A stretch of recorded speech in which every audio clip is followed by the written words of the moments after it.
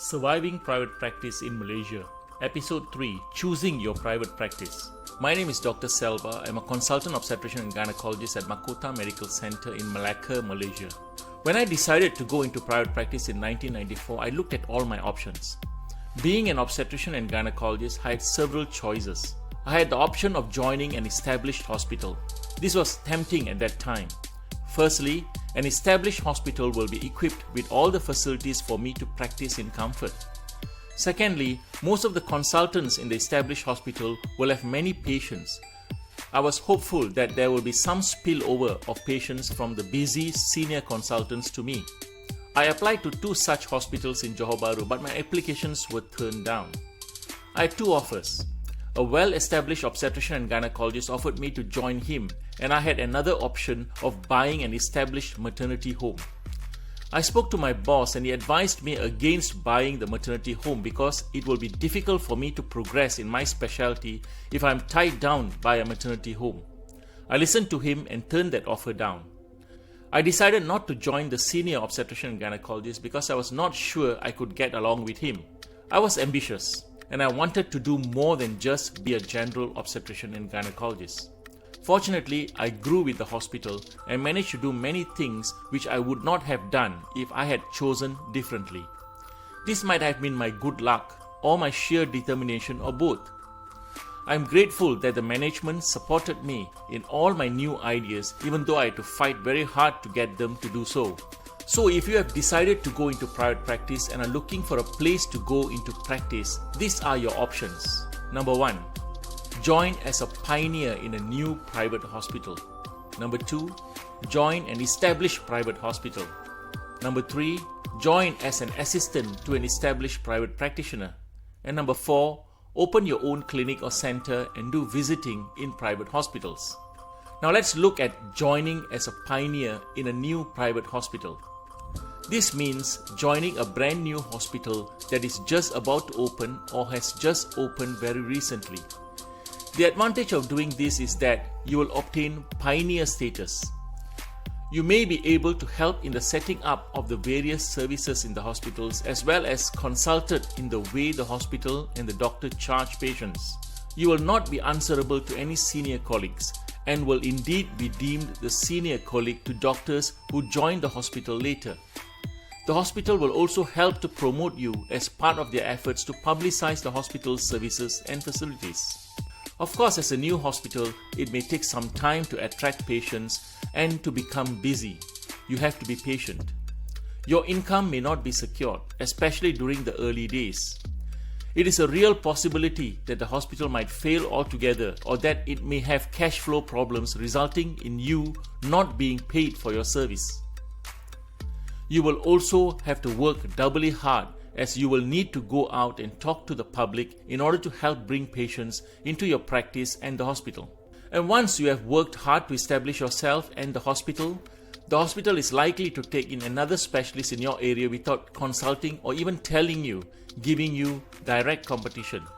A new hospital also means that some facilities relevant to your practice may not be available, and you will have to follow the management's policy whether you like them or not, including possible restriction as to what you can and cannot do in your clinic and the hospital and not being allowed to work in other hospitals. Secondly, let's look at joining an established private hospital. You can choose to join an established hospital as a second, third or so on specialist in your field. As it's already established, there will be many potential patients, although you will need to attract these patients to choose you rather than your colleagues. There is likely to be spillover of patients from the other established specialists in your field who are already busy. Cash flow is also unlikely to be a problem in an established hospital. This means you have a better chance of a more secured income. In addition, all the facilities you need should already be available for you to use. The disadvantage of joining an established hospital is that you will be considered the junior specialist and may have to answer to your more senior colleagues. The hospital may not help to promote you. An established hospital also means established rules and regulations that you have to follow. Similar to joining a new hospital, you will have to follow the management's policies, which may include restrictions as to what procedures you can and cannot do, and not being allowed to work in other hospitals. Your third option is to join as an assistant to an established private practitioner. This means that you become an assistant to an established colleague in his or her private practice. The advantage of this is that there will not be a shortage of patients as it is an established practice. You will be assured of a steady income and you can more easily take time off as your colleague can cover for you.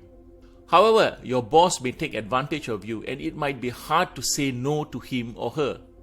You will always be in the shadow of the senior doctor. As it is their practice, you may not be able to practice medicine the way you want. In fact, if you have a misunderstanding with him or her, you may wind up being out of a job. And if you leave the practice, the patient's records are not yours, even if you are the one who attended to them exclusively. You will also not be establishing your own name or your own practice. How about the fourth option, to open your own clinic and do visiting in private hospitals? As you are the boss, you will be free to do what you like in your clinic and practice medicine the way you want. All the goodwill and rapport you build with your patients and colleagues will be yours exclusively. You can also pick and choose which hospital you want to admit your patients to. The disadvantage of this type of practice is that you have to come up with the capital to set up the clinic and its facilities. You will not only have to market yourself to get patients to come to consult you, but you will also have to do your own administrative work. You might also not be able to secure a position as a panel clinic for companies, including insurance, resulting in a smaller pool of available patients. It may be difficult to get visiting rights in hospitals, and you may not get support from seniors or other colleagues and may feel lonely. So in conclusion, choosing the type of private practice you want to go to can be a daunting task. Sometimes your options may be limited and you may have to take whatever that is available to you at that particular time. Obviously, you can change to another option anytime if you are dissatisfied with your first move. I have seen specialists starting his or her own practice and later move to a private hospital and vice versa. Staying in one practice for your entire life is not common. The most difficult step is to make that big decision of leaving government service. It is unfortunate that in Malaysia, once you leave the government hospital for private practice, the cord is cut and there's no way you can get back to serve the government again. This will be even more difficult in the future as more doctors are graduating and more specialists will come into service.